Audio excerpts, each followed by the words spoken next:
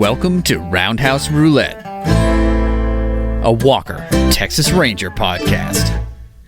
Each week we recap and review one of the 200 existing Walker, Texas Ranger episodes randomly selected by Roundhouse Roulette.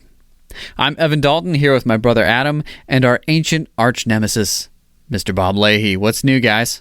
Man, I don't know if I want to be in the presence of an arch nemesis today. It's okay. As we'll learn today, arch nemesis can be forgotten. So, apparently. Well, we'd like to thank everyone for joining us as we revisit Chuck Norris's 1990s trip down memory lane. Today, we're going to recap and review Season 7, Episode 18, No Way Out, where Walker must rescue Trivette and Alex from the dastardly clutches of an old foe. Double whammy. But before we dial up dispatch and crash the nearest industrial park, join us as we pull up a bar stool at CD's Bar and Grill. Fancy meeting you guys here. What's going on? CD, he brought out the fine glassware today. I've got a Massachusetts pint glass with the full state. Wow. Silk screened on. I mean, how did he know? He's a coy fellow, that CD. I don't think he cleaned the glass, but It's his job to know. Mine is Woodstock Inn Brewery from up north in New Hampshire. respect. Mine is a glass that used to have a screen-printed snake on it, but I bought the glass at Ocean State Job Lot, so that has since washed off. And you put it in the dishwasher, probably. Yes, absolutely. Yeah. All right, well, these are all quite appropriate because this week CD has chosen to serve us up an ice-cold Autobahn from Mayflower Brewing Company in Plymouth, Massachusetts. As described on the Bar and Grill Fall Draft menu, it is a Helles-style German lager that pours a crystal-clear golden straw. Period. Dry and refreshing. Period. A classic, easy-drinking lager. You guys ready to drink some liquid gold? Oh my God, yes. All right, let's do this. Just got some beer on my new computer. Got to christen it. Yeah. What are you going to do, you know? This is one of my worst pours. Pretty bad. Same here. This thing is it's pretty frothy. They would definitely kick me off the Mayflower if I poured the beers like this. That was, I think, their main form of water on the Mayflower was just beer. I had something figured out. I don't see how that works. I thought alcohol dehydrates you.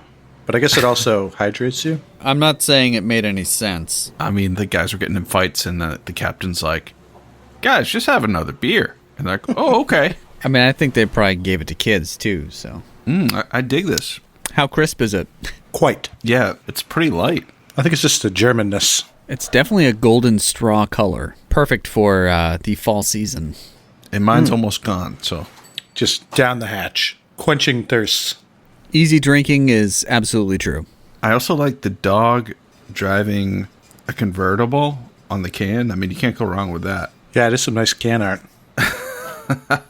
What is the Autobahn? Like, is that like a speedway or something? The Autobahn's a highway in Germany. Famously, the speed limit is quite high. But, when we were growing up, everyone talked about the Autobahn and how you could drive really fast. But I don't think at that point in time we understood the difference between kilometers and miles. So even though it is a very high speed limit, even in miles per hour, when you put it in kilometers per hour and act like that's miles per hour, it sounds very fast. Wow, it's like that girlfriend that lives in the town over that your friend has. Is that what you're saying? Yeah, or like having a girlfriend in Canada or something. Gotcha. Guys, we met at summer camp. Oh, Bob, yeah, sorry to bring that up, man. Yeah, I mean, I told you, she's real.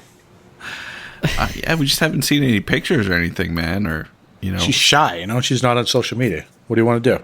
I mean, they don't have social media in Canada. Duh. No, not yet.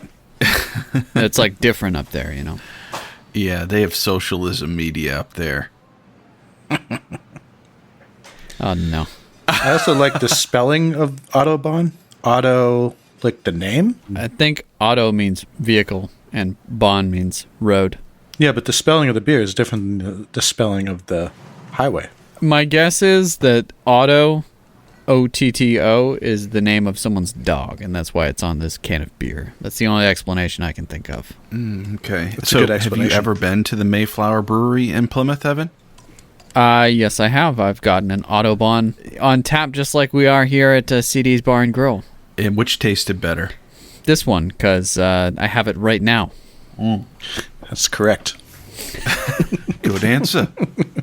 Good answer. Good answer. All right, well, before we dig into this week's action-packed episode, let's check in on what's going on in the fine world of social media. Do we have anything? Yeah, we had a few reactions to previous episodes of recent day. First off, Rainbow Warrior, which debuted a few weeks ago. We posted up our weekly blog on the episode on the socials, and AJ Bright said, I just watched this episode today on Get TV. All right. We're apparently on schedule with the syndicated Walker, so... I still think it's a sampling bias thing, but we will take it. Yeah, I think that there's always going to be someone watching a similar episode. Most definitely. Notably, Andrew Pemberton, who's from the UK, reached out too. And what did he say, Bob? Oh, he mentions, he says, I like the one where the statue of the white buffalo sheds tears. Different episode, but great episode. Yeah, and that's the episode White Buffalo, which we included on our original Walker Texas Ranger spinning episode selector. So of all 12 episodes, that was one of our favorites. So we'll see how it stacks up eventually. I'm really looking forward to seeing that one. But Andrew was saying that they showed that in the UK last week, so... I wonder what other TV shows are playing on that same streaming service in the UK. Probably Golden Girls and Walker.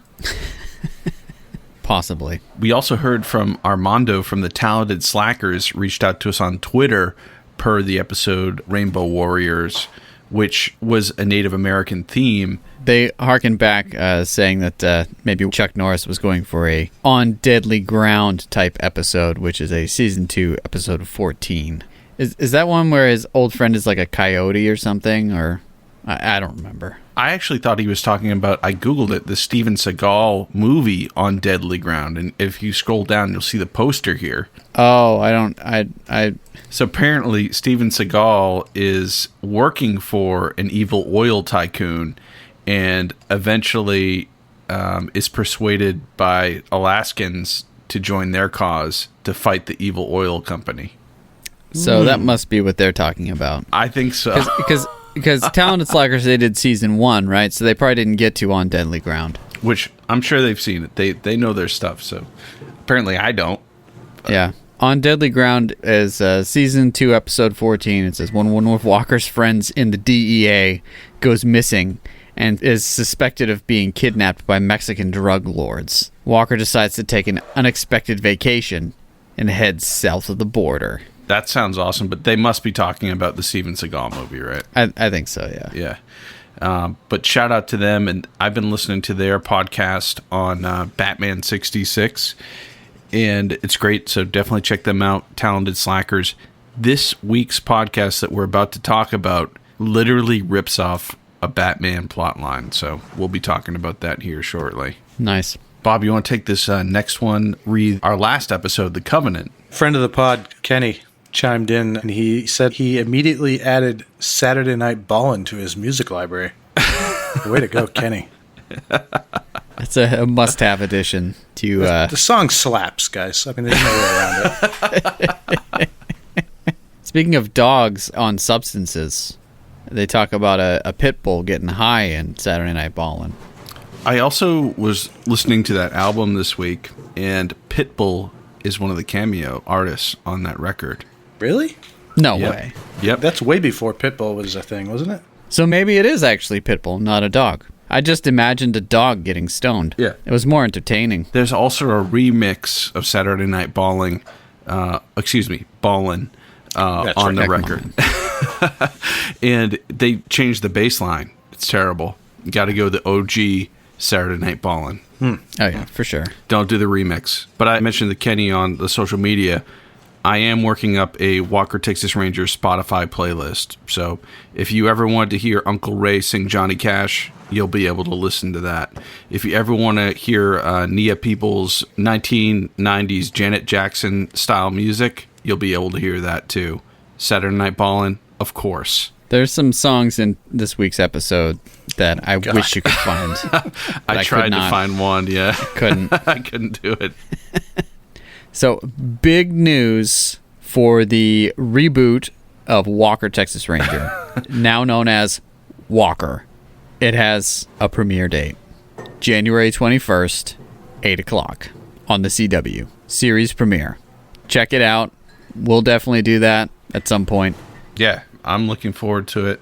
Again, a lot of the fans of Walker Texas Ranger on the Walker Texas Ranger Facebook page, not too receptive on the new Walker. Yeah, they tend to dump on it pretty hard.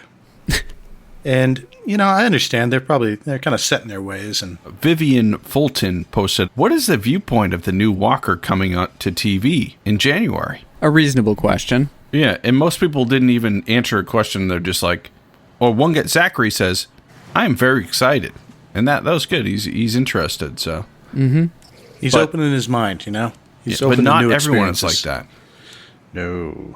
Yeah, one person says, "We understand the sentiment, although it may not be written particularly well.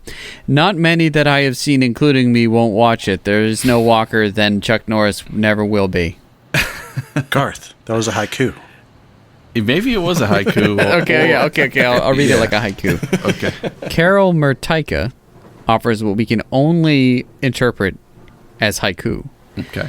Not many that I have seen, including me, won't watch it. There is no Walker, then Chuck Norris never will be. It's beautiful. Deep, man. Yeah, it's deep. Yeah. If there wasn't any Walker, there wouldn't be Chuck Norris. I don't know. Yeah, interesting. Nikita Wells says, "I'm not watching it either. They have cut the morals out of the original. Chuck only agreed to do the show if he could include life lessons and integrity in the shows." And this kind of got my attention because a few other people piled on that sentiment. And I said, hey, how do you know they took the moral lessons out of the show? We've yet to see an episode of it yet, right?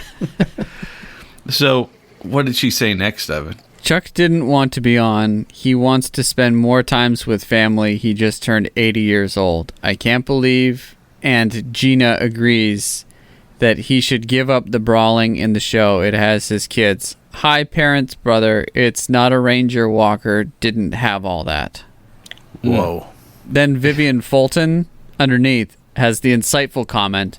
And I think from that comment, we can determine what Vivian's, quote, viewpoint is of the new Walker. Tagging Adam Dalton, it will have a gay spin on the show. Period. Yeah, Do they think that Walker's going to be gay? Well, I tried to set him straight. Here's what I wrote. I've read that the new Walker's brother is gay, but he is also conservative and likely Christian. Again, we haven't seen the show yet, but I'm glad they are being inclusive. It's actually one of the original show's faults that it dealt with so many important issues, but to my knowledge, never acknowledged that gay people exist and are human beings with equal rights.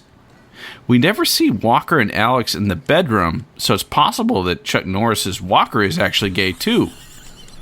Oh, no. Was Alex his beard? Was CD the egg donor?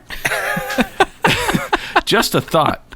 I'd personally love the original Walker just as much if he were gay. Thanks to the way they wrote it, he could be gay or straight for all we know. Smiley face emoji. Yeah. Oh, man. Do you have responses to this underneath it? Yeah. Of course. A lot of all caps coming at you. What? Are you confused? Yeah. I said, I hope I'm not, when I wrote back. Adam is our sacrificial lamb when it comes to the Facebook group. He'll be the first kicked off. So I'm looking forward to the new Walker. Well, that's enough reminiscing for now. let's get to the real heart of the matter. If you're watching along at home and don't want any spoilers, hit pause and watch Season 7, Episode 18, No Way Out, and come right back to us. Welcome back. Let's dig in, boys.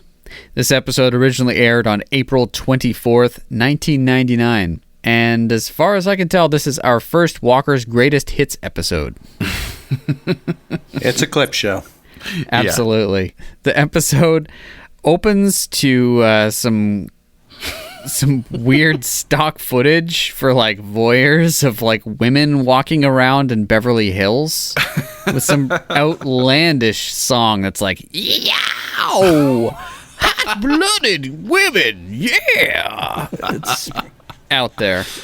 It's one of those episodes that you wish Trivette's jeans weren't as tight as they are. I don't know. It might be why there was so much awkward eye contact between him and this girl who pulls up to the gas station when he's refueling his Mustang. Yeah, so he's like refueling the Mustang, and she's like going inside to get like a gas station sandwich or something. What's going on with that? She's gonna be getting a big gulp or something. Yeah, either a big gulp, maybe some sushi. Gas station sushi is really good, from what I've been told. And she's a well-to-do African-American girl because, you know, that's the only type of girl that Trivette can flirt with. So we know it's going there instantaneously. And her hair is like in slow motion. You know, it's like that kind of like, again, who's that lady kind of thing. And Trivette's just like oogling her in the most awkward way possible. And they kind of like make eyes, and she almost kind of dares him to follow her, right? Oh, yeah, for sure. For sure.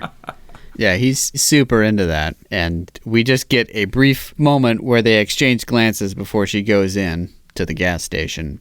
And then it immediately clips to what can only be interpreted as an action show jumping the shark, which is Walker and Alex walking through the mall and going into Lord & Taylor to buy a sweater for Trivette's birthday. But to Walker's credit, he tells Alex he's a dude.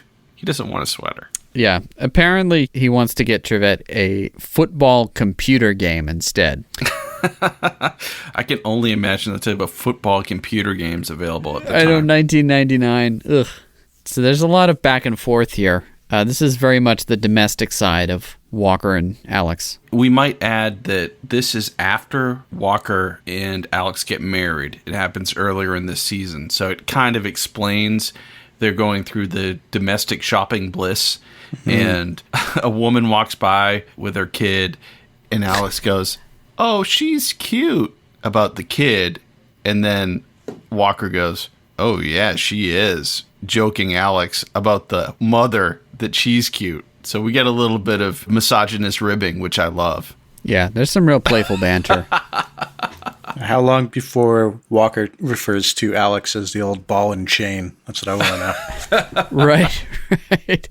And he's like, guys buy their own clothes. He doesn't want us to buy him a sweater. He's not going to like it.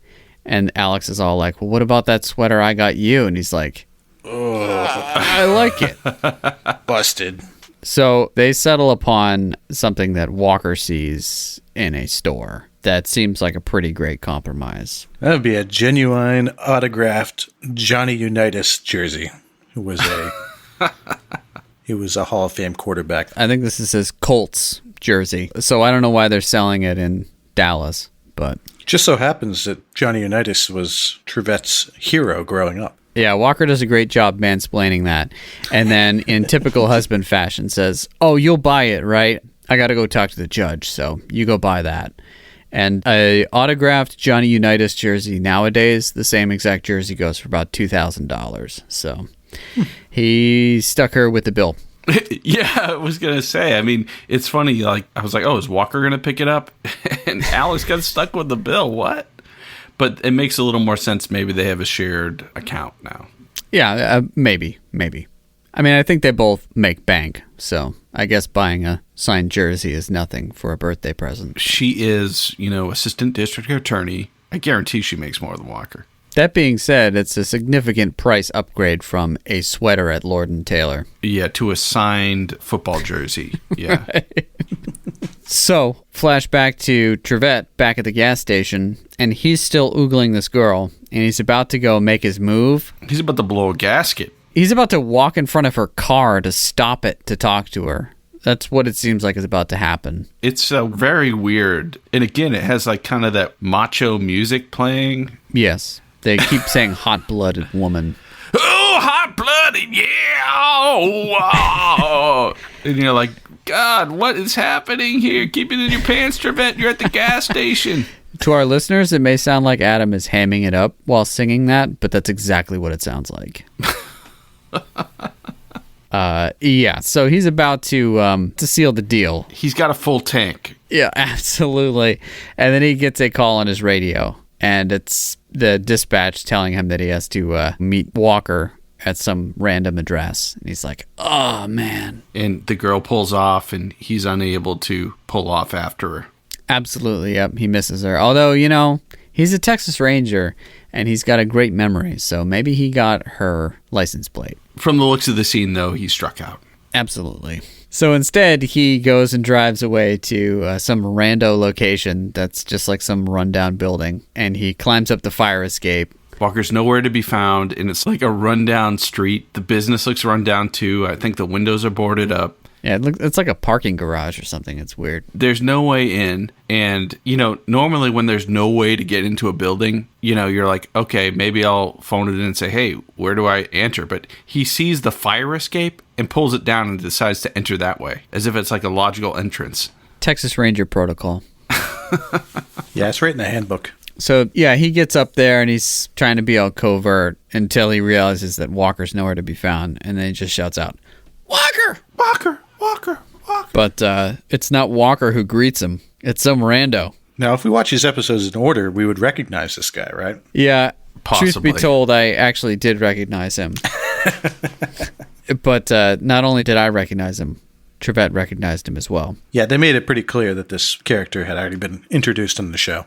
Oh, yeah. He recognized him as Caleb Hooks. Now, we're not doing these in order, but Caleb Hooks features in a fantastic episode called The Avenger, which is Season 4, Episode 19. We'll learn more about that episode in a bit. Indeed.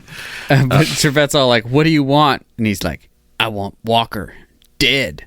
And then Trivette gets ambushed. It's kind of reminiscent of last week's episode when CD gets rammed by a car.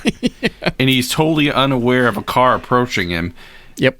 And again, this is in like a parking garage. So you hear cars if they're moving in a parking garage. I guess Trivette is so shocked that Caleb Hooks has been hanging out in a parking garage since the last episode he was in that he was easily hit by a car and taken off the board. Yeah, I think we're going to enter this into Walker lore.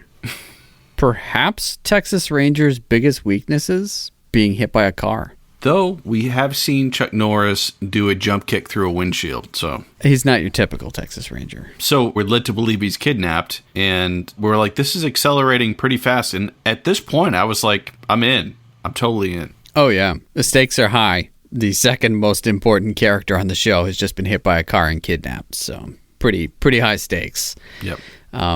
But then we cut to the third most important character on the show, Alex. We know that it's cutting to Alex before it even gets to her because you hear some really disgusting, like, 90s... Country? Yeah. Country ballad. Ugh, that was terrible. Mm-hmm. And, it's Alex, presumably with the Johnny Unitas jersey in the back seat, driving home in her Suburban. Yeah, and some, like, hoods pull up next to her in, like, a crappy car, but you're just like, oh, my gosh, she's going to get kidnapped, too. And she kind of realizes that, oh, my gosh, there are these hoods pulling up next to me. I better get away from them. And she starts to steer away, and some creep from the back seat reaches up with an ether rag. Yeah, she's not suspecting that at all.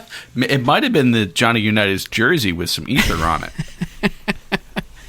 Yeah, you know that guy, haunted. like, he probably had the jersey thrown right on top of him. He's like, oh, this is nice. This is valuable. Hopefully he didn't put the ether over the signature. Yeah, right. So, man, now Alex got taken. We're like, man, this is getting out of control. Yeah, they got to be laying this up for some serious carnage. Right. Then, cut to CD's bar and grill. Boom. What is happening now? CD? Oh my God. He's taking the trash out. CD, Again. you remember what happened last time when you took out the trash? You went to get those Christmas ornaments. That back alley, nothing good happens back there. Yeah, nothing but trouble back He's there. assaulted by 3 mercenaries with like black stocking caps and like all black uniforms and like Didn't some have a beret or nondescript something? patch on it. Yeah. So yeah, these 3 guys come up and he's like, "What do you guys want?" And they're like, "You old man." And does he say something like, "I've got something for you"? And then he swings like a nice right hook at one of the guys. Oh, he gets one of them big Yeah, he time. landed one. But then he was pretty much sandbagged by these guys and literally thrown into the piles of garbage bags and trash. Yeah, it's not looking so good for CD. 2 episodes in a row here. Yeah, fortunately for him, Walker is just getting to the bar, and for some reason he doesn't use his parking space out behind anymore. Instead, he goes in through the front, but he hears the trash cans and thinks, "Man, what is CD doing back there?" And he comes in just in the nick of time. And I'll say this fight was pretty awesome right off the bat too, wasn't it, Bob? Yeah. Did he do like a flying jump kick to get started? Was that what happened here? And he like jumped on the back of 2 of them and smacked them into each other. And he was doing oh man, yeah, this fight was awesome. For the season 7, you know, it's like they mail in a lot, but this was pretty epic. Yeah. He like jumps on the back of 2 guys, knocks him down, and then he like punches out some other dude, and then a guy draws his gun on him and Walker shoots that guy, and then another dude pulls his gun on Walker, and instead of just shooting the guy, Walker does a somersault with his gun and then shoots the guy.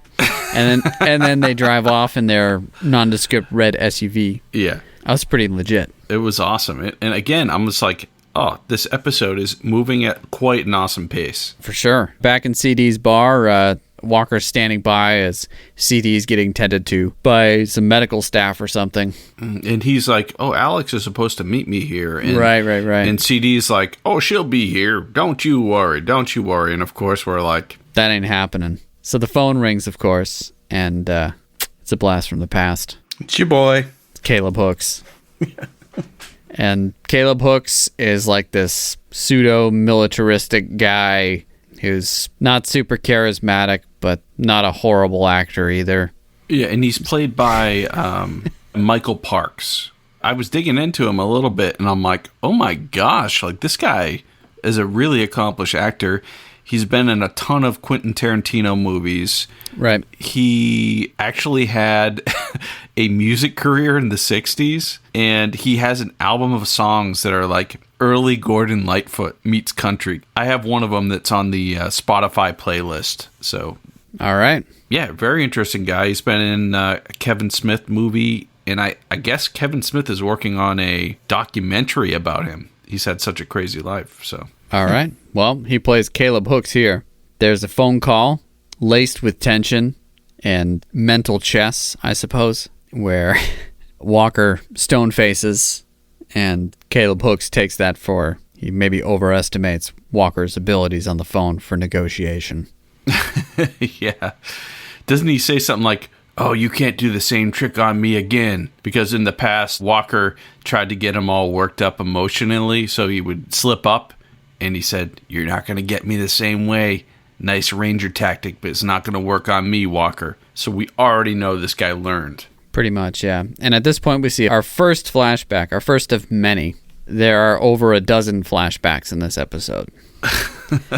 But this flashback is a great one. It's from Season 4, Episode 19, The Avenger, where Caleb Hooks, in revenge for Walker shooting and killing his brother in a standoff, seeks out vengeance against Walker in the best way possible, which is kidnapping Walker and basically putting him through a series of grueling fight-to-the-death matches to break his spirit. Naturally. Yeah, Yes. and they just get more and more over the top. He has like Walker fight a guy in a room with no light. Yep. And the villain is watching the fight with infrared goggles, so he can see Walker fight the guy, but Walker can't see his guy attacking him. Yep. So, of course, we see Walker take out the guy easily. And then what's the next step up? Well, the first one is Walker in a cage getting talked to by Caleb Hooks. And then it's the fight in pitch black. And later on, we'll get to some of the other fights. Those flashbacks happen in a little bit. We know the stakes are quite high. He tells Walker that he has Trivette and he has Alex. They don't have much time. So then he tells Walker that he can only find Trivette and Alex if he follows some sort of crazy-ass scavenger hunt. Cryptic clues. Yeah, deadly scavenger hunt. Although it's really not a scavenger hunt. They're all just methods for ambushing and killing Walker. But if he can outsmart all of those obstacles, then maybe he can rescue Alex and Trivette. God willing. Mm-hmm. What if he failed at the first one, though? Would Hooks still leave them in the tank? Well, we'll get to that, but... Yeah, oh yeah, absolutely. He gives Walker some sort of cryptic hint about being a hero and being buried like a hero at some cemetery, and Walker rushes off. If Walker fails, his wife and his best friend / partner die. Speaking of the two of them, they wake up. Where are they? Well, we find out they're in some sort of fish tank, or maybe Snowflake the dolphin lives in there. It's a pool with a metal grate on the top. Oh my, it's like the storage container from hell. Yeah. Yeah, so Alex wakes up, and we kind of see it from her side of things, and she's in like this storage container with like a grated floor and ceiling as well. And they can see the sky through the ceiling, but it's too tall to even really climb up there. Maybe 8 to 10 feet tall. 15. It's not 15 feet tall, dude. Okay. All right. Well, it's a storage container, okay? And they're trapped in it. And she wakes up, and she notices that Trivette is like in there with her too, and she starts to wake him up. She's like, Jimmy, Jimmy, Jimmy, and shaking him so they can try to like gather themselves and figure out how they're going to get out. And just as she's shaking him, water starts pouring into this cell, at which point Trivette is shaken and a little confused and wakes up. And Alex, her reaction is what you would expect from someone who's been kidnapped and thrown in a storage container. Who the heck did this? Why is this happening? And Trivette's all like, I know. It's Caleb Hooks. Say no more. All that anyone really needs to say is, well, we're friends with Walker, so this stuff happens to us every week. And they've got him in a death trap immediately. I'm like, yes, this is awesome. I mean, you know, it reminded me of a Batman 66 episode where the Joker traps Batman and Robin in a long silo, and he tells them, hey, if you guys can swim for an hour, I'll let you out and you'll live, okay? And Robin's like, we don't trust you. And then Batman's like, well, let's give him the benefit of the doubt, Robin. So they go into the silo and they lock him in there. And then Batman's like, you promised that you'd let us out if we're able to swim for over an hour. And the Joker's like, I'm a man of my word. Ha, ha, ha, ha. He says, all right, we're going to start filling the chamber. And he turns this gasket. And Batman looks down at the floor and it says, deadly gas. And then gas starts filling up the chamber. He's like, I didn't say it would be water. And then he started laughing. And I'm like, man, Batman used the same kind of torture technique, but did it with a little more finesse than Walker. I'm surprised that there wasn't a Batman episode where they weren't placed in a container that was rapidly filling with water. That's kind of like up there in the top 10 greatest fears. That's a trope that's been used. If it hasn't been used in Batman, it's been used in countless other media. Well, it was pretty classic. But if you guys want to know how Batman and Robin get out of that situation, I suggest you guys listen to the Talented Slackers podcast.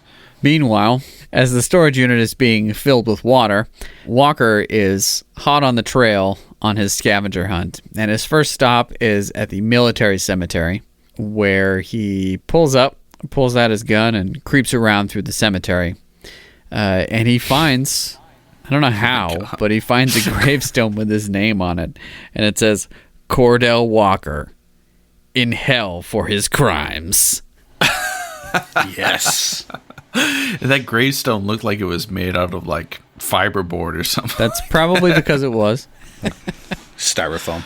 It was hilarious though. And again, these scenes, because they're in a clip show, they happen so fast, and the clips that they choose are so ridiculous. The pacing of this episode was insane, was it not? Absolutely. And speaking of ridiculous clips, this immediately cuts to another flashback from The Avenger, where Walker is now pitted up against some dude in combat, but they're now on a floating platform that's like hanging from the ceiling, and Walker has to duel this guy, which is pretty ridiculous. So literally, Walker is fighting Roger Yuan, who portrayed Lazarus and has been in a number of episodes, on this platform, which is over like a bed of spikes that are on the floor. Okay, This scene was very much Mortal Kombat. It's unbelievable.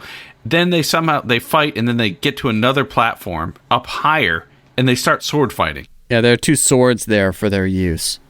Yeah, well, let's just say Walker wins, and Roger Yuan's character falls and gets impaled by a spike. Unbelievably awesome. And just as Walker is reveling in his victory, Present day. the goon squad shows up in the cemetery and starts opening fire on Walker. This is another great fight that Walker has here in the cemetery, right? It's pretty good. He does a lot of rolling again with his gun, and then he jumps out from behind a tree and takes one dude out and shoots another guy, and then they all speed off again. It seems to be their MO. Two guys fall, one guy speeds off. The numbers are dwindling for that crew. I know. I did notice that Walker shoots a lot of people in this episode. He does. Well, it's season 7, so he's kind of like, well, I can't get to everyone quick enough to roundhouse kick them into oblivion, so I got to shoot them when I can. And they can't be alive for questioning, otherwise the plot of this episode wouldn't work. Well, he was about to question a dude, and then that guy got sniped. Classic, yeah. He's like, who are you working for? Which he already knew. Right? Doesn't he ask him that? As soon as those guys speed away, a phone on the dead guy's corpse rings, and it's our buddy again. Caleb Hooks. And he's all like, well, you found that. Then he says, go to a phone booth on the corner of these two streets and be sure not to blow it. And then that's it. Like, that's his clue. It's very subtle. Is it really a clue? These are all supposed to be death traps for Walker. He's just trying to kill him, yeah. There are a lot easier ways to do it, Caleb, than what you're doing, but... Apparently not. I mean, Walker's taken 4 guys out already, so... That's true. I'm glad he's going about it this way, but... Cutting back to Trivette and Alex. Alex is certainly panicking, and Trivette, he's doing his best as the morale squad. And they're both doing their best to plug Walker's merits, where Trivette is saying things like, Walker's out there looking for us. You know what he can do. Flashback. Yeah, more and more flashbacks. And then Alex is like, you're right. He's never let anyone down. To that I would say, sure, maybe he's never let anyone down, but how many times has your life been put on the line because of this dude? Let's flash back to multiple times. Oh my gosh. Yeah. Let's flash back to Alex getting punched in the gut by Dr. Steve Brule. What was that? Yeah, but we also got a flashback of Walker rescuing via zipline. So yeah, absolutely. Right? That was a good one. Absolutely. That's a little bit later. As the water's rising, though, Trivette realizes that there's a trap door at the top of the grate, and he has to unscrew some bolts. And so he asks Alex if she could support his weight. And, in a moment of levity, I guess, for the episode, she said, if it gets us out of here, I could support CD's weight. Which, come on now, why are we bringing CD into this? Not cool. Right? The guy just got the snot beat out of him in an alley, but I guess they don't know that. Yeah, they took him out and threw him out with the trash. Yeah, you're going to call him fat after he just got beat up? I know. Come on. So she gives him 10 fingers, and he's up there with his belt buckle trying to unscrew these bolts. And he's doing pretty well, and at which point Caleb Hooks is watching them do all of this through his window. There's like a window that he's looking through. Well, I guess a one-way window where he can watch them, and he's like, oh, he's a lot smarter than I gave him credit for. He found the obvious gate. Yeah, we're like, so is he going to let him just get out? What's going to go on? So Trivette keeps twisting away at the screws with his belt buckle and finally gets this hatch out, and he's standing on Alex's shoulders. He pulls himself to the top of this grated ceiling and out on top of it.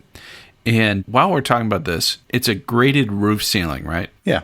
in order to drown, wouldn't it need to not top off there? Wouldn't it need to go further? Because technically you could just breathe through the holes at the top. Yes. You wouldn't be able to, though. If you had a straw, maybe. Yeah, also, if it wasn't perfectly level, which there's no way it was, if it wasn't perfectly level, there'd be a higher corner. So you could go to that corner and breathe out the top easily.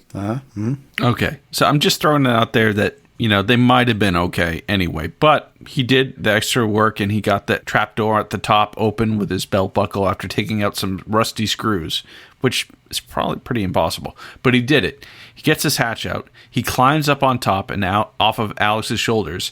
And I'm like, okay, so you're going to get Alex out too, right? Right. Yep. And Okay, pull her out, right? No? Oh, no. Okay, no, you're going to... Yeah, no. all right. No, instead he goes, I'm out of here. She's on her own. And he climbs down the ladder that just happens to be on the corner. And all the time I'm thinking, the bad guy knows you're doing this. Where's the goon squad? Oh, yeah. Yeah. Goon Squad comes out, and he punches out two of those guys, but then he gets clocked from behind. Cheap shot. Because they saw it coming. Yep. And they throw him back in the den. Yep. And Alex is just like, oh, it's okay. What the Thanks hell? for trying. You should have let me out too. At least it would have been two of us. Right. Meanwhile, Walker is going to his rendezvous at the phone booth, and flashback to another time when he goes to a phone booth. And now, is this phone booth from Blown Apart? I think it is from the episode Blown Apart. Yep. So he's learned from that. Per the clue from Caleb Hooks, Walker heads off to some random telephone booth that he gave the destination for Walker to go to. And Walker has like this another flashback to the episode Blown Apart, where the guy's a mad bomber. And we've already rated this one, so we can attest that this episode is amazing, Blown Apart. And they're using its table scraps for this Clips episode with good reason. So in that episode, Walker is almost blown up in a telephone booth, which they show in a flashback. And Walker's flashing back to the current episode, playing back Caleb Hook's words, saying, Don't blow it. hint, hint, Walker, don't blow it. And Walker's like, oh, maybe someone's going to try to blow me up in a telephone booth again. Instead of going into the telephone booth, he fires a lone shot. It's a super shot.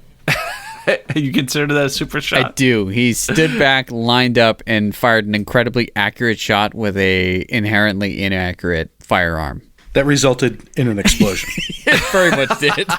Sounds like a super shot to me. Yep. And so he's like, I'm not going to even go into that telephone booth. I don't care if he calls. I'm just going to fire a shot. And then, of course, Walker's right, and it was a death trap, and the telephone booth blows up. And people have to watch two telephone booths blow up in the same episode of TV. That might be a record. Yeah, I think this show is kind of like a... it's kind of taking it upon itself to destroy every phone booth on Earth. This and the Blues Brothers. But also doing that, he gives up his chance of even talking to Caleb Hooks again and getting more information as to where to find Alex and Trivette. So he's kind of like, you know what? I'm done playing by your rules and playing this game. I'm not going to even go in that phone booth and pick up the phone. I'm just going to blow it up and try to find you on my own via hunches. So after he blows up this telephone booth, Caleb Hook tries to call, but it's disconnected. And he realizes that Walker's not playing around no mo. Yeah, he says, oh, it's disconnected to his henchman, whose name is Zeke. And I thought I recognized who Zeke was. Yeah. Zeke is from like the first couple seasons. He plays Walker and Trivette's buddy, who's kind of like clued into the seedy underbelly of the city, named Cobalt. Ah, yeah. So this actor, Marco Perella, is the same actor. But anyways, this guy playing Zeke is like, Walker's on to you. And Caleb Hooks says something really weird like, very good of you to notice that. Or so, like, I thought he was going to shoot him or something. I have no idea where that was going. Fortunately, it cut away, and we have no idea where it went. Caleb Hooks is like totally the kind of bad guy who he just puts up with insubordination. Sure.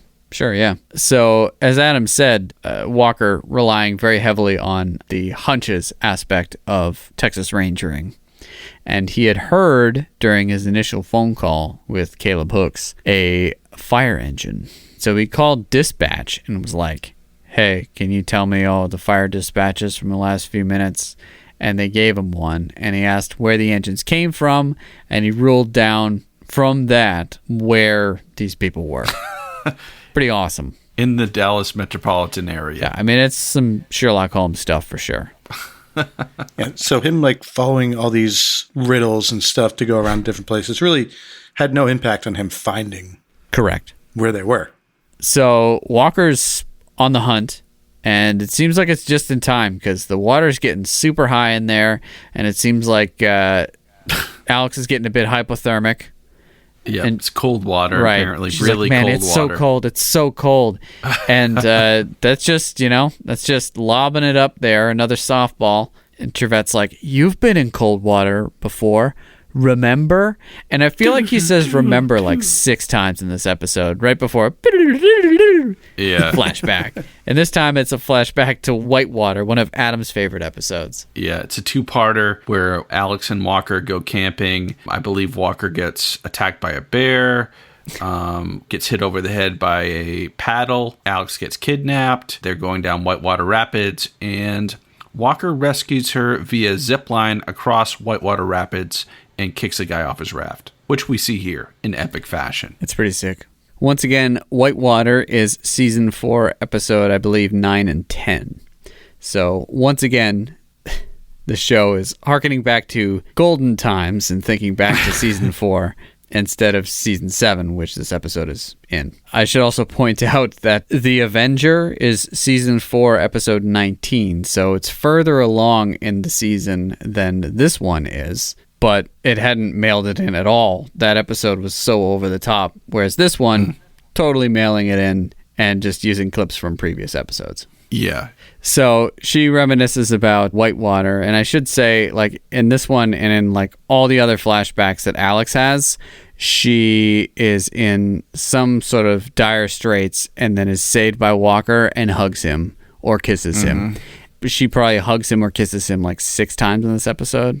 It's insane. It's like just 1 or 2 of those would have been all right. But yeah, that once they started playing those back to back, then it really did become a clips episode. Mm-hmm. Honestly, though, until you got a little ways into it, I didn't realize it was a clips episode. And it's to this episode's credit that you didn't really realize it was a clips episode until it was a little over the top. Even in normal Walker episodes, they bring flashbacks to previous episodes a lot. So it could have been that for a while. But then when they started doing them in sequence, like her being saved multiple times, you're like, oh, okay, here's the montage of all the times Walker saved her, that kind of thing. Here's Trivette saying, remember again. Here's Trivette remembering all the times he and Walker have been kicking butt, too, That said, the Seinfeld episode, this Eclipse episode, is literally just clips.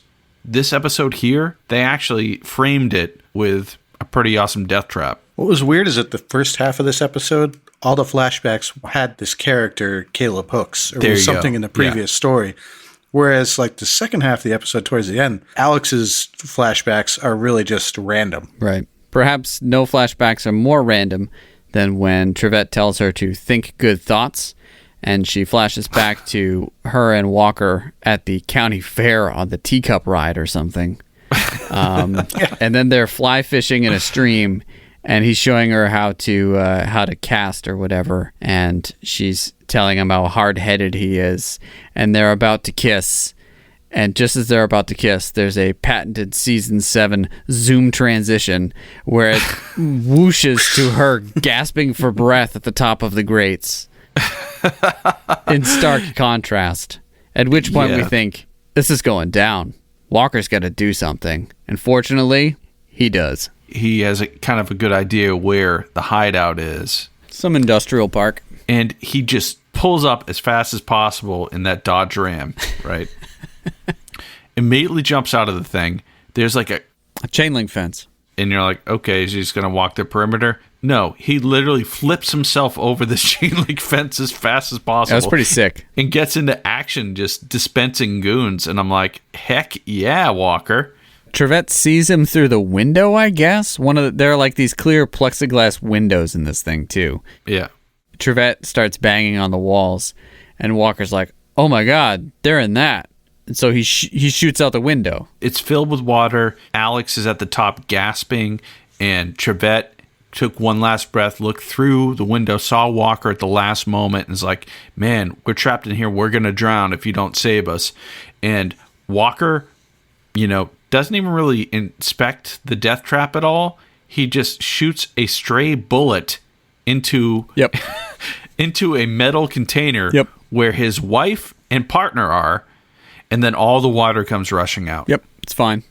No one was shot, so it's okay. Yeah, well, they weren't shot, but at this point, Zeke comes blundering out, and you think, oh man, Zeke's going to put up a fight, but no, he's dead. And then then Caleb Hooks comes out, and I'm like, okay, they're going to fight man to man. Like, this is the real deal. Totally. What happens? Walker shoots him. Yep, okay, cool. And moving on. Then he runs into the storage container or whatever, and Trivette's there gasping for breath, and his wife, unresponsive. Mm-hmm.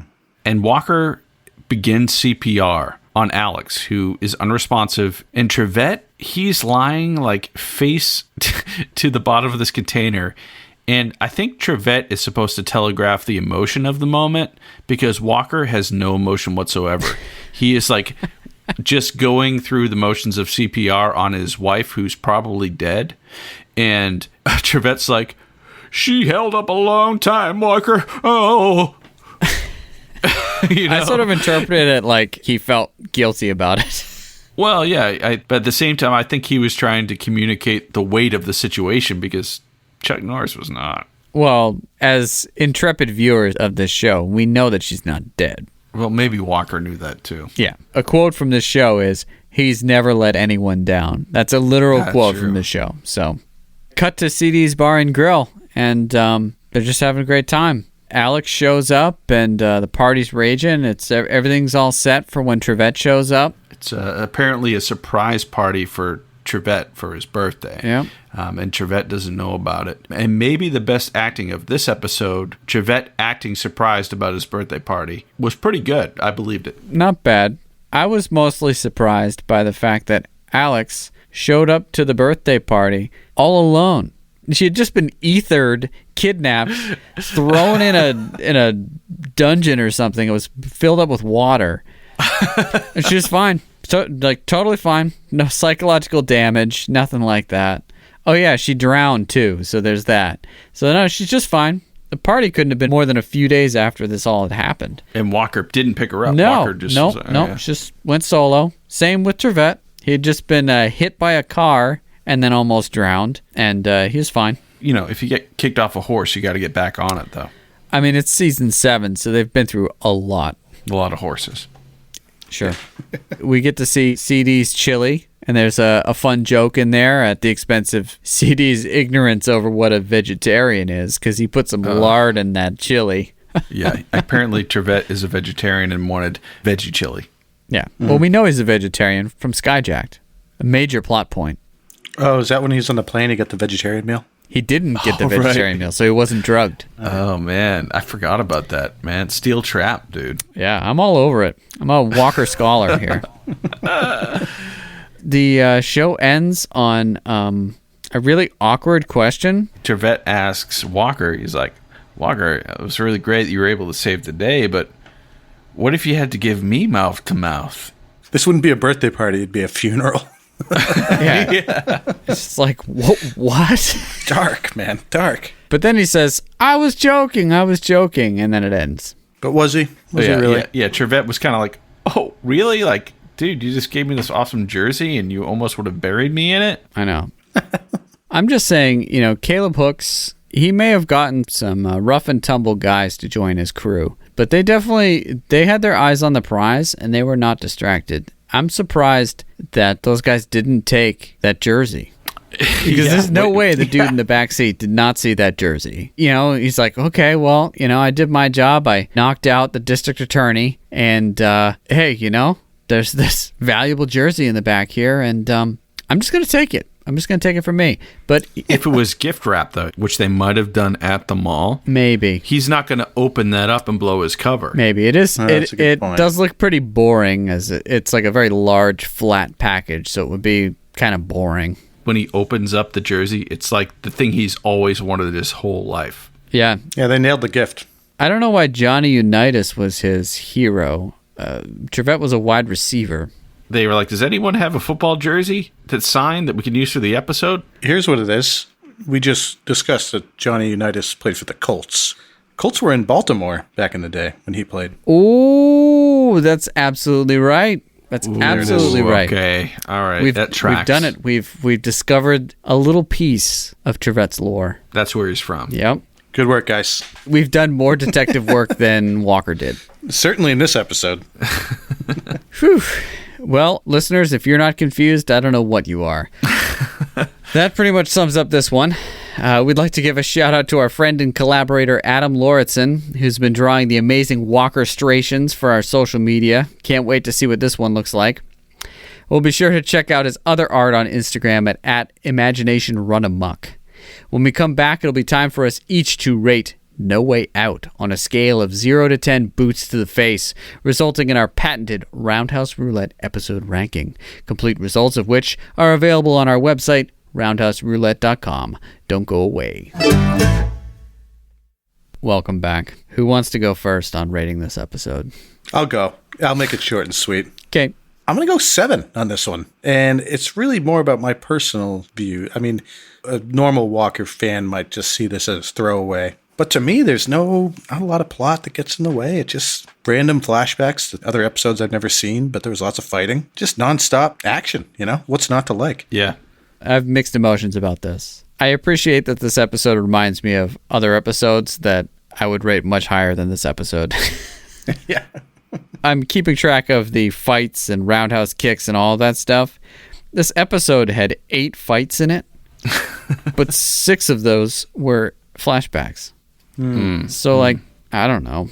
I will say, though, it was pretty epic with the credits ending. It had me going there thinking that the credits ended at 12 minutes, 14 seconds. And then over 2 minutes later, another one just randomly popped up. 14:28. Like, what? Brilliant. Really? Oh, so that's when the opening credits stopped in this one. Oh, my God. Yeah. Now, I will say the fights in this, that they actually filmed specifically for this storyline, were pretty good. Walker does a lot of somersaults, but really the best and juiciest bits of this episode and most ridiculous parts of this episode were all flashbacks. I'm not going to rate it as highly. I think I give this one a 5. Mostly because I know that the episodes that we're going to get to that have these scenes in them are going to be way better than so this. Much better. Well, I think I'm going to have to play the other end on this because this might be the most fast-paced episode of Walker, period, that I've ever watched. Do you dispute that? No, and that's what I love about it. I guess they're not wasting time with the flashbacks. It's more just... They had both main characters kidnapped like that. They flipped CD into a trash bag. Walker's fighting in Trivette the gets hit by plot a of car. this episode right away, dispensing goons.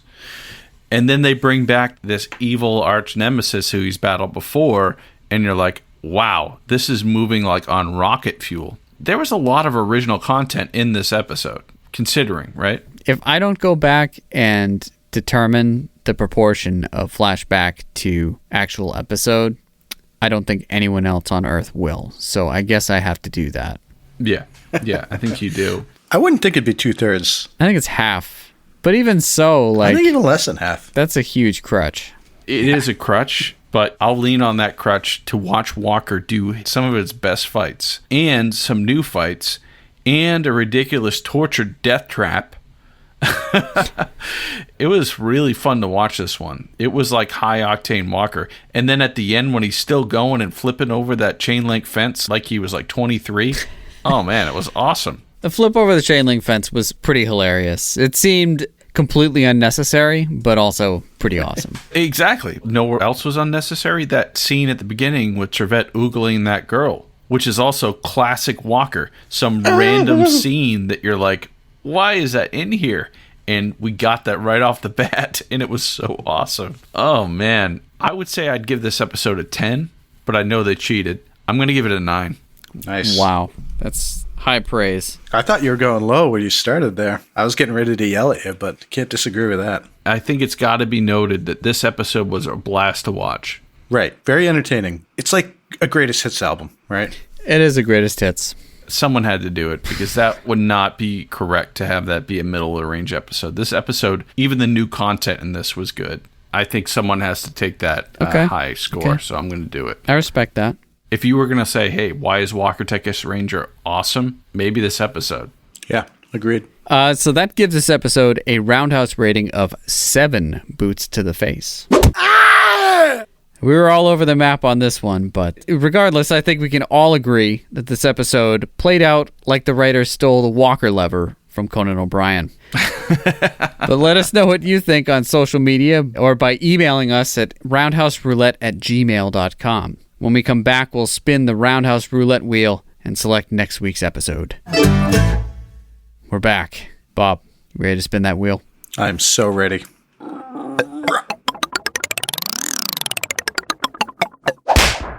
Oh, Silk Dreams. Was that season 3? Nice. All right. Okay, I'm feeling good about this. Absolutely. Silk Dreams. When a new designer drug called Silk results in several fatalities, Walker and Trivette must infiltrate the local club scene Yes. to find the source of the deadly substance. Oh, man. So we're probably going to get some awesome names for clubs. Can't wait. It's been too long. Can you imagine Walker in the silk shirt? I think Trivette will be the one doing the infiltrating. Walker will be out back in the Dodge. Drinking orange juice or something. Yeah. Ribbing Trivette on the radio, probably. All that being said, we hope you'll join us next week when we share our reactions to Season 3, Episode 3, Silk Dreams. In the meantime, share your opinions with us on Facebook and on Instagram at Roundhouse Roulette and on Twitter at RoundhousePod. And rate and review us if you listen to us wherever you get your podcasts. Thanks for listening, and until next week, may the eyes of the Ranger be upon you. When you're in Texas, look behind you. Oh, 'cause that's where the Ranger's gonna be.